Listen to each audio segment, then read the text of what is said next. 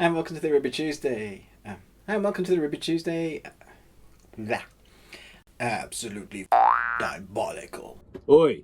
Hi, and welcome to the Ruby Tuesday. My name is Ruben, and this is my review for Amazon's original series, The Boys Season 2. Amazon have given us the first 3 episodes to review, because that's the way they're doing it this time around. They're going to release the first 3 episodes, and then they're going to do it week by week by week until they have a massive climactic battle or scene or something. That's what they've told us.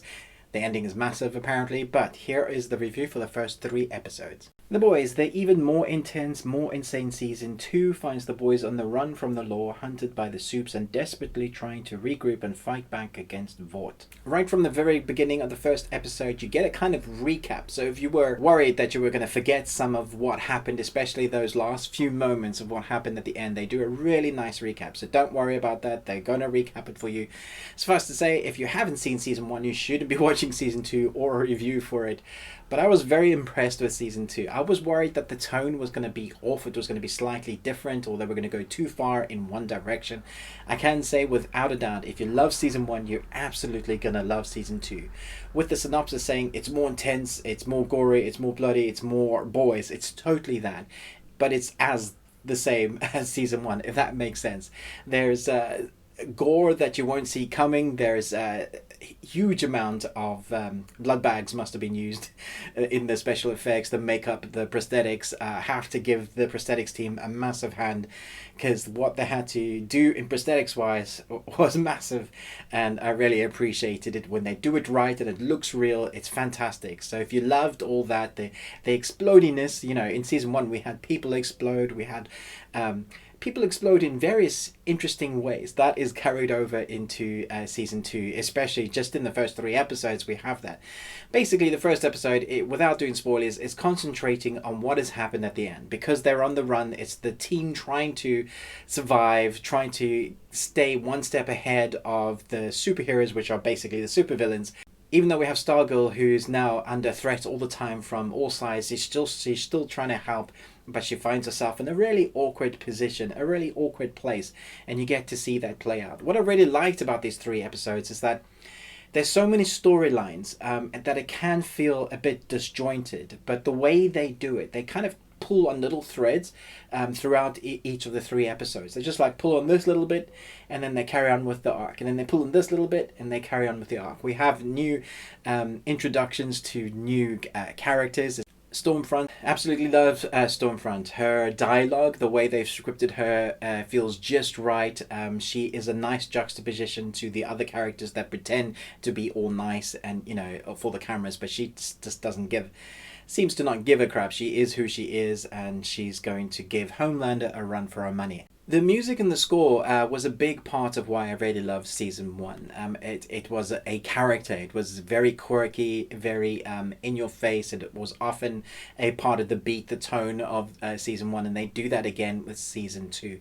Not so much. I feel like a little bit it has taken a step back, although they do kind of do nice introductions in the intro and the outro, and there's a really nice editing flow with the music, so I really appreciate what they do with that. Even the title cards, you know, sometimes people just don't talk about the credits and title cards and stuff that a reviewer would just kind of skip over, but sometimes it kind of stands out. You'd be like, I really like that. That's really creative. And that for me is one of the most fun things about this. It's not the norm to do a superhero film or TV series quite like this. You know, it's very dark. It's unusual to have the superheroes being the bad guys for the most part. And I have to say, Homelander is probably one of the best, if not the best, bad guys I've ever seen, because the intensity, the nastiness that character brings, it carries over into Season 2. And I just love that fact. You always feel like he's on edge. You never know what he's going to do. If you feel like at any moment he's just going to flay somebody alive or snap somebody's neck. And at times you see him let loose. And so that's why they've just carried on that. So when you've seen him do the nasty stuff that he does, or the type of person he is, you do wonder what he's going to do. And so now, because he is, as you've seen at the end, he is a father, you have to wonder how that's going to play in the storyline. And they deal with that a bit, and it's creepy and it's weird, as it should be. one of my favorite storylines. But one of my other favorite characters, especially in the first 3 episodes, is Butcher. I was hoping to see him more than we did, but what we do get of him when he starts playing more centerfold of the team that we had, the good guys that seem to be very underpowered. He's the guy that you kind of love to hate because he's supposedly a good guy, but he isn't that. He isn't a good guy, but you know that he's the bad guy. He's the hero that we need right now, if that makes sense. He knows who he is. His character is very stable in the idea of what he is. He's that guy that is, he will do what he needs to get what he wants. And sometimes that aligns with what the good guys needs, and sometimes that aligns with what he needs. And so that character, I feel, is very clear of what it is, and that carries over. And that's, I felt like one of the clearest things in season 2 is that they've carried over the characteristics. There's nothing that's changed sometimes. Sometimes I watch, there's nothing that changed that made me go, hey, hang on a minute, that's not true to the character. Sometimes you can watch from season 1 to season 2 of certain series. I've seen this happen in Netflix series where the characters are suddenly doing things opposite. It's like they were written by different people. If you're worried about that at all, it's that doesn't happen. They're very true to the characters. There is character development, and you see them start to grow in areas that you were hoping them to that they would grow. Just even in the first 3 episodes, I have to say the adventure and the fun is there. It took me a while to get back into what The Boys was, because it always is a bit heightened, it's a bit overzealous in what it does, like heightened sense of profanity, heightened sense of explodiness, heightened sense of bad guyness. Everything seems to be heightened, and that's what The Boys is essentially. But once you're in the flow of it again, once you're reminded of, oh yeah, I'm watching The Boys, how it feels like it's directly translated from the graphic novels, one of the best translations I've seen, then you're in for the ride. And once the story and the arc start getting going again, and I feel like that really kicks in in episode 2, then it's fantastic. Episode 3 of the 3 episodes is my favorite by far because that action really heightens. There's some fantastic action sequences and things I didn't see coming. So when you get there, you'll know what I'm talking about. No spoilers. I was disappointed that there was a certain character that I'm not going to give spoilers to again that I was really hoping to see them delve into. I know they are going to, but is the character Noah, and you do see the character Noah as you've seen in the trailer. That little bit of a spoiler. Oh.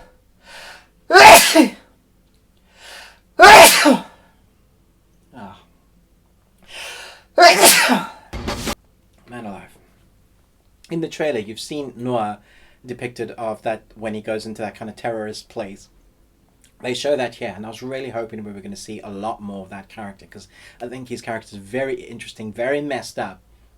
One we haven't seen much of yet, and I know he is a fan favorite, but he isn't much in the first 3 episodes. I know he's going to be in the rest, so fingers crossed we'll definitely see him much more. He's a very, very broken character, as are all the superheroes by the looks of it.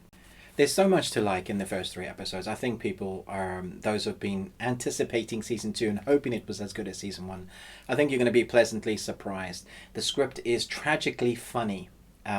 So it's often very dark, but then you have Butcher coming with lines that will just crack you up, or the moment or the situation that the heroes find themselves in is so out there or just so crazy that you can't help laugh at the situation. It's not always funny, but you're like, oh my days, I can't believe that just happened. And so it does keep you on edge. It's a great adventure. Not a family adventure, unless your family is 18 and above, because this is definitely an adult superhero-esque story. The Boys is definitely for adults. And if you've seen any of the episodes, you'll know that to be true.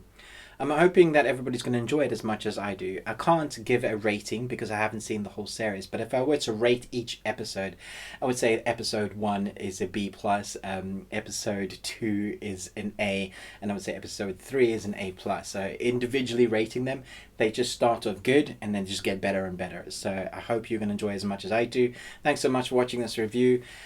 When it eventually comes out, do let me know what you think of the series, and I'll be doing more, hopefully, spoiler reviews when the series is complete. Thanks so much for watching this, but most of all, until next time, remember, live long and Tuesday.